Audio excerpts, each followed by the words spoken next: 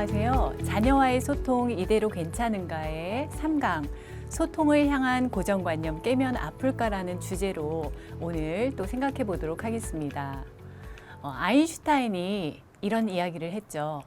만약 나무에 오르는 능력만으로 물고기의 재능을 묻는다면 물고기는 빠르게 헤엄칠 생각은 아예 하지도 않은 채 자포자기한 인생을 살아갈 것이다 라는 이야기를 했었습니다. 아주 유명한 이야기인데요. 우리가 아이들을 잘 관찰해 보면 개개인마다 상당히 다른 재능을 가지고 있습니다. 그래서 그 하워드 가드너 박사는 이것에 대해서 그 다중지능이라는 이야기를 했죠. 인지지능만이 아니라 정서지능 외에도 신체 운동지능이라든지 다양한 지능들을 사람들이 가지고 있기 때문에 우리가 한 가지 잣대로 평가한다는 것은 사실은 아이들에게 적합하지 않은데 물고기에게 나무를 오르라고만 하니 원숭이는 나무를 빠르게 쉽게 오를 수 있겠지만 물고기는 나무를 오르기 너무 어렵겠죠. 그러면 계속 좌절할 테고 그러면 그 물고기는 더 이상 물에서 신나게 헤엄칠 생각조차 하지 못할 것입니다. 그래서 가장 중요한 것은 우리 자녀가 어떤 부분에 흥미를 느끼고 있는지, 물고기인지 원숭이인지 등에 대해서 미리 잘 관찰하고 그에 맞도록 상호작용을 할 필요가 있어요. 만약에 이 아이가 물고기와 같은 재능을 가지고 있는 아이인데 나무를 오르지 못한다고 계속 야단을 친다면 그 아이의 인생은 사실은 물에만 넣어줬어도 아이가 신나게 헤엄칠 수 있는데 그만큼의 인생을 많이 허비하게 되죠. 그래서 이런 부분들은 우리가 참 부모로서 한 번쯤 다시 심사숙고해 보아야 할 문제라는 생각이 듭니다. 그래서 오늘은 특별히 어떻게 아이들하고 소통을 해나갈 수 있을지에 대한 부분들, 그런데 이제 기존에 많은 그 고정관념을 가졌던 것들을 지금 한번 같이 생각해 보려고 해요. 첫 번째로는 그 아이의 행동을 볼 때 이 행동 자체가 어떤 행동인지를 해석하는 거에 따라서 그 아이의 행동이 문제를 일으키는 행동으로 보여질 수도 있지만 그것을 잘 또 그렇지 않은 부분으로 해석할 수 있는 부분이 있습니다. 예를 들어서 식탁 의자에 앉아서 밥을 먹고 있는 아이들을 볼 때 아이가 실수로 밥을 먹다가 이제 수저를 바닥에 떨어뜨린 거예요. 그러면 어떤가요? 물체가 아래로 떨어진다라는 만유 인력의 법칙을 얘가 발견을 하죠. 그러면서 동시에 떨어짐과 동시에 소리가 나요. 그럼 아이는 너무 흥미롭게 생각을 하겠죠. 그러면 이제 어머니는 오셔서 수저를 다시 씻어가지고 아이에게 주겠죠. 떨어뜨리지 마라고 얘기하면서 이제 줄 텐데 그 아이는 어떻게 할까요? 100이면 100, 다시 그 수저를 떨어뜨릴 거예요. 왜냐하면 아까처럼 또 떨어지는지 또 알아보고 싶고 또 아까처럼 소리가 나는지 또 실험해보고 싶겠죠. 그래서 몇 번을 반복합니다. 나중에는 만약에 아동 발달을 이해하지 못하는 부모의 경우에는 화가 나겠죠. 얘가 지금 나 뭐 똥개 훈련시키나? 나 가지고 장난하나? 라는 생각이 들 정도로. 근데 그 아이는 상당히 진지한 시간인 거예요. 과학적인 실험을 하고 있는 거죠. 자신이 세워놓은 가설이 맞는지에 대해서 반복적으로 실험해보고 실험 결과를 또 관찰해보고 있는 그런 행위입니다. 그래서 아이의 행동을 우리가 그 아이의 발달 수준을 잘 이해한다면 사실은 문제 행동이 아닌데 많은 행동을 우리가 그 아이가 문제가 있어서 이 아이가 뭔가 반항하기 위해서 하는 행동이라고 오해하는 경우가 있어요. 두 번째는 이제 어르신들이 이런 말씀들 많이 하시죠. 우는 아이 자꾸 울 때마다 안아주면 손 탄다, 버릇 나빠진다, 뭐 이런 얘기들 많은데 미국에서 그 NAEYC라고 미국 전미 그 유아교육연합회에서 얘기하는 걸로는 우리가 아이들의 그런 울음소리에 대해서 일관성 있고 민감하게 반응해 줘야 된다고 합니다. 왜냐하면 아이들은 아직 언어를 사용하지 않기 때문에 어떤 랭귀지를 사용하지 않기 때문에 울음이라는 것이 그 아이들의 의사소통 방법인 거예요. 그래서 그 아이들이 우는 것은 보채기 위해서 우는 것이 아니라 내가 지금 이것이 필요합니다라고 자신의 그 의사표현을 하는 거기 때문에 안아달라고 울 때에는 또 우리가 안아줘야 되는 거고 배가 고프다고 울 때에는 그에 합당한 것들을 우리가 민감하게 반응을 해줘야 되는 거죠. 왜 그래야 하냐면 그렇게 일관성 있고 민감하게 반응되어지는 그런 성인을 아이가 보면서 그 옆에서 뭘 느끼냐면 나를 둘러싸고 있는 이 주변 세계는 상당히 신뢰할 만한 곳이구나. 그리고 내가 어떤 소리를 내는 이 의사소통 방식은 매우 유효하구나. 그러면 그 아이는 이제 앞으로 말할 때에도 자신의 말한 내용에 대해서 책임감 있게 자신의 의사표현에 대해서 훨씬 더 적극적으로 하는 아이로 성장할 수 있게 됩니다. 그 다음에 이제 참 안타까운 경우인데 부모님들이 아이를 사랑하는 방법, 그것이 조금 이제 과장되게 표현이 될 경우에는 사랑의 방법인데 아이에게는 사랑의 메시지로 받아들여지지 않는 경우가 있어요.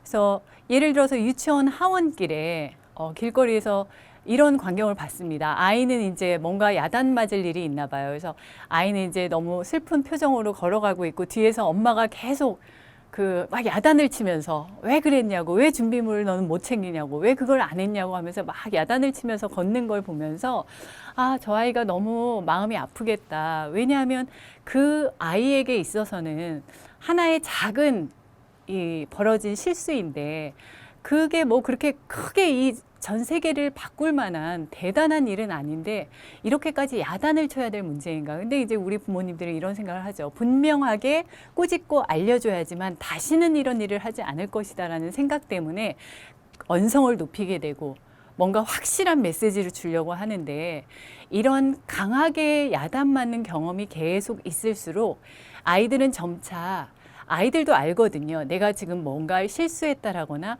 이거는 좀 엄마가 싫어할 것 같아. 이거는 엄마가 참 좋아하겠다라는 것을 아이들도 어느 정도는 알기 때문에 만약에 엄마가 좋아할 만한 그런 메시지는 아이들이 엄마에게 가서 이야기하지만 그렇지 않은 내가 조금 실수한 것, 내가 조금 부족했던 것은 얘기를 안 하기 시작합니다. 그러면 아이가 그만큼의 마음의 문을 닫아가는 거지요. 그래서 확실하게 무언가를 꾸짖어 주고 싶을 때 우리가 언성을 높인다거나 소리를 지르지 말고 아이하고 대화를 할 필요가 있어요. 그래서 왜 지금 엄마는 이런 부분에 대해서 너에게 이야기하고 싶은지, 앞으로는 우리가 금요일마다 집에 갈 때 실내화를 꼭 챙겨와야 되는데 지난번에도 우리가 이걸 잊어버렸었는데 이번에도 그랬구나. 그러면 어떻게 하면 앞으로는 이거 잊지 않고 챙겨올 수 있을지에 대해서 아이하고 해결 방안을 같이 이야기를 좀 해보는 것이 더 중요해요. 그래서 우리는 문제가 생겼을 때 이 문제가 누구 때문에 이루어진 건지, 누가 문제인지를 하는 것이 아니라 이 문제를 어떻게 해결하면 좋을지에 좀 초점을 맞춰서 나가는 것이 훨씬 더 아이에게 도움이 됩니다. 그래서 아이에게 이야기하는 거죠.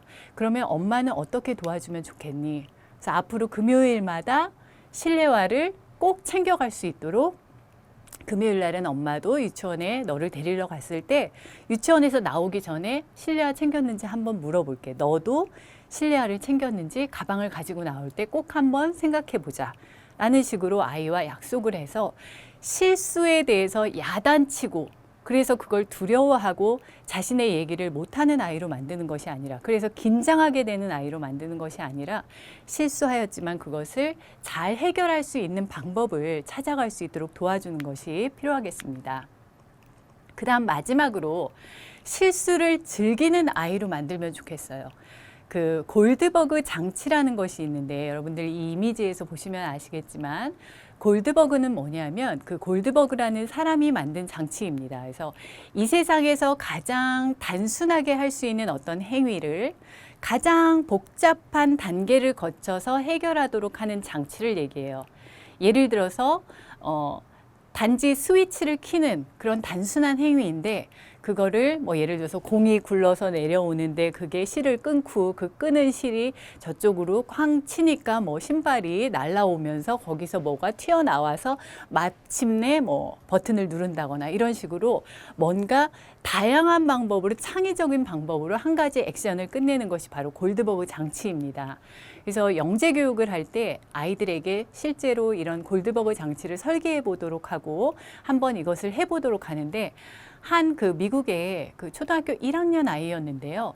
그 아이가 이제 이 골드버그 장치를 자신이 설계해서 만든 거예요. 그리고 나서 이 아이가 계획을 합니다. 나는 내 생각에는 13번 실수할 거라는 생각이 들어요. 그런데 14번째에는 반드시 성공하겠어요. 그리고 나서 이제 실제로 해봅니다. 자, 첫 번째 했는데 중간에 이제 실패했어요.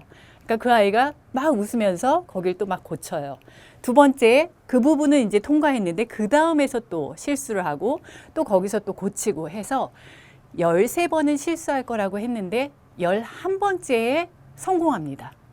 이 아이가 너무 기뻐하면서 내가 정말 이거를 13번은 실수할 거라고 생각했는데 11번째에 성공했기 때문에 너무 나는 정말 잘했다라고 스스로를 자랑스럽게 생각하는 이런 이제 일이 있었는데 바로 이거죠. 아이가 실수를 두려워한다면 어떤 도전도 하지 않을 것입니다. 그런데 실수를 즐기는 거죠. 그리고 실수에서 자기가 성공할 수 있는 그 확률을 스스로가 계획해보고 알아볼 수 있는 이런 아이로 만드는 것이 어쩌면 앞으로 우리 아이들에게 아이들의 미래에 훨씬 더 도움이 되지 않을까라는 생각이 듭니다. 어린아이들의 환심을 사기 위해서 이런 얘기 많이 해요. 너 오늘 참 예쁘다. 그러면 그 아이는 이제 생각을 합니다. 내가 오늘 왜 예쁘지? 내가 원피스를 입어서 예쁜가? 머리띠가 이게 꽃 머리띠여서 예쁜가? 그 아이는 다음 날부터 유치원에 올 때마다 생각할 거예요. 오늘은 무슨 옷을 입어야 되지? 오늘은 선생님한테 칭찬받으려면 뭘 해야 되지? 아이가 계속 그 외모에 신경을 쓰게 되겠죠.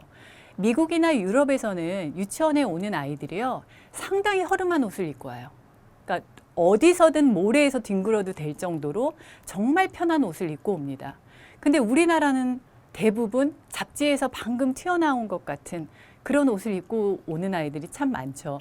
뭐 그건 문화의 차이니까 뭐라고 할 수는 없지만 우리가 아이들에게 좀 강화시켜줘야 될 부분은 어떤 너 참 예쁘다 이런 식의 어떤 외적인 부분보다는 아이들의 생각 주머니를 확장시켜 줄 수 있는 그런 이야기를 하면 좋을 것 같아요. 오는 길에 초록색 잎이 빨간색이나 노란색으로 변한 걸 봤니? 어떻게 그걸 발견했니? 라든지 너는 어떻게 그런 멋진 생각을 했지? 오늘은 얼굴 표정이 좀 안 좋은 것 같은데 무슨 일이 있었는지 얘기해 줄 수 있겠니? 라든지 다른 사람들은 그런 생각을 못 했을 것 같은데 넌 참 재미있는 생각을 할 수 있는 아이구나. 라는 식으로 아이의 외모가 아니라 아이의 생각이나 아이의 동창성을 칭찬해 준다면 아이는 훨씬 더 자기 자신에 대한 유능감을 가지고 자신감을 가지고 생활하게 될 것입니다. 오늘은 그래서 자녀와의 소통하는 방식에 대해서 우리가 지금까지 좀 잘못 알고 있었던 고정관념들을 어떻게 하면은 다시 새롭게 생각해 볼 수 있을지에 대한 이야기를 해보았는데 여러분들이 한 번쯤 다시 고민해보고 잘 기억해 보시길 바랍니다. 감사합니다.